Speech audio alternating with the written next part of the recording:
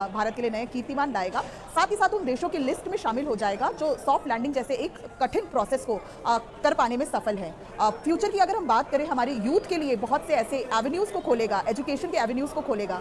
आज जो भारत में बच्चे सपना देखते हैं स्पेस साइंस टेक्नोलॉजी को पढ़ने के लिए, नासा या रशियन स्पेस एजेंसी में जाने जैसे सपने देखते हैं, वो अब अपने देश के भारतीय अनुसंधान इसरो को ज्वाइन करने के सपने देखेंगे। तो ये ऐसे बहुत से एम्बिशियस प्रोजेक्ट हैं और जिस तरीके के आंकड़े चंद्रयान 3 भारत के लिए लेके आएगा, उसकी सतह की मैपिंग, मतलब चंद्रमा की सतह किस तरीके की है, मिनरलॉजी कैसी है, वायुमंडल कैसा है, इन आंकड़ों का जो इस्तेमाल है वो आगे आने वाले फ्यूचर मिशंस में प्रयोग में लाया जाएगा। प्रेरणा जी, एक चीज और मैं आपसे समझना चाहूंगा, ये कहा जा रहा है कि देखिए चांद पर बहुत ज्यादा खनिज है, मिशन 3 हमारा सफल होगा तो वो जो खनिज है उसका इस्तेमाल भारत कर सकेगा, एक तरीके से भारत का उस पर कब्जा होगा, दावा होगा। क्या ये भी एक उद्देश्य है मिशन 3 का?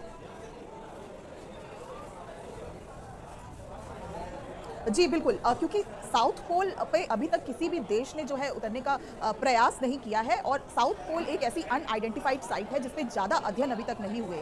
वो इस बात की भी पुष्टि करता है क्योंकि यहाँ पर हमने जो पानी के ट्रेसेस थे वो अपने चंद्रयान 1 में ऑर्बिटर ने हमें उसके ट्रेसेस दे दिए थे। क्योंकि साउथ पोल पर जो है सूर्य का प्रकाश नहीं पहुँच पाता, तो यहाँ पर जो पानी है वो सॉलिड फॉर्म में यानी बर्फ के फॉर्म में है। साथ ही साथ ऐसे कई खनिज गैस उपलब्ध है, हीलियम जैसी गैस जिसका एनर्जी में हम इस्तेमाल कर सकते हैं, जैसी हमारी बहुत से ऐसे खनिज और मिनरल्स हैं जो आगे आने वाले समय में हमें हमारे स्पेस मिशंस में, साथ ही साथ अगर हम वहां पर इंसानी बस्ती को बसाने का सपना देखते हैं, उन सभी प्रोजेक्ट्स में बहुत ही हेल्पफुल रहेगा। प्रेरणा, मैं चाहती हूँ एक चीज़ आप और बताएंगे, जो इसका लैंडिंग प्रोसेस है, क्योंकि अब जितने भी पैरामीटर्स थे उन पर हम खरे उतरे हैं। मैं चाहती हूँ उस स्टेजेस को, उन फेजेस को आप बताएं।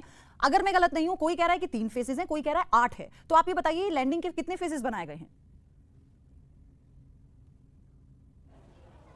जी ये मैम, अगर इसको बिल्कुल सरल आम भाषा में समझें, ये 4 फेज है। पहला जो है वो पाथ ब्रेकिंग है, जिसपे एक यान जो है वो आप अज्यूम करें कि वो हॉरिजॉन्टल तरीके से है, वो वर्टिकल स्पीड पर, मतलब वर्टिकल 90 डिग्री खड़ा होगा। तो वो अपना पहले तो अपनी स्पीड को कंट्रोल करेगा, तो यान जो है अपने आप को होल्ड करेगा। होल्ड करने के बाद अपनी गति को कम करते हुए उस सतह पर लैंड करने के प्रयास से पहले उस सतह का एनालिसिस करेगा, क्या ये समय उचित है, उतरते वक्त कोई गड्ढा या किसी तरीके के लास्ट मिनट चैलेंज नहीं है। इन सभी बातों का एनालिसिस करने के बाद ये मैसेज देगा कि इसको और विस्तार से और आसान भाषा में प्रेरणा आगे आपसे समझेंगे। आप हमारे साथ बनी हुई हैं, हमारे सहयोगी के पास चलेंगे, वो भी जी बिल्कुल, कोलकाता का रुख करते हैं। हमारे सहयोगी तपस सेन गुप्ता हमारे साथ बने हुए हैं। तपस, कोलकाता में किस तरीके का जश्न, क्या कुछ उम्मीदें, क्या कुछ तैयारियां मिशन चंद्रयान को लेकर? जी देखिए, हम इस समय साइंस सिटी ऑडिटोरियम के बाहर मौजूद है और अंदर सॉफ्ट लॉन्चिंग किस तरह किया जाता है वो बच्चों को दिखाया जा रहा है और काफ़ी उत्साहित है बच्चे। कुछ बच्चे हमारे साथ बाहर जरूर आए, लेकिन जो इंस्ट्रक्टर है जो बच्चों को तकरीबन 1.5-2 घंटे से समझा रहे थे कि चंद्रयान 3 जो है किस तरह से लॉन्च हुआ था, वहाँ पर लैंडिंग कैसे होगा, उसके बाद थ्योरेटिकल क्लास के बाद अभी उन्हें प्रैक्टिकल दिखाया जा रहा है अंदर में। आप ये बताएं कि ये क्या चीज़ें आप लोग